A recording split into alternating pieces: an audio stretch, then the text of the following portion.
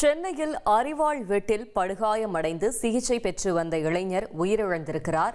மேலும் விவரங்களை செய்தியாளர் நிர்மல் வழங்கிட கேட்கலாம். நிர்மல், வணக்கம். மேலும் தகவல்களை சொல்லுங்க.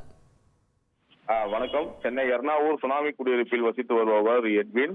இவருக்கும் அதே பகுதியைச் சேர்ந்த சைரா என்கின்ற சஞ்சய் என்பவருக்கும் முன்னுயிரம் இருந்து வந்துள்ளது.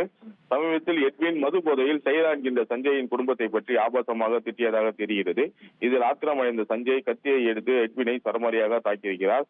இந்த சம்பவத்தில் சஞ்சய் கைது செய்யப்பட்டு சிறையில் அடைத்த நிலையில் 5 நாட்களுக்கு மேலாக அரசு ஷாலினி மருத்துவமனையில் சிகிச்சை பெற்று வந்த எட்வின் தற்போது சிகிச்சை பலனின்றி உயிரிழந்திருக்கிறார்.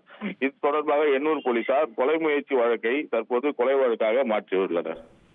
தகவல்களுக்கு நன்றி நிர்மல்.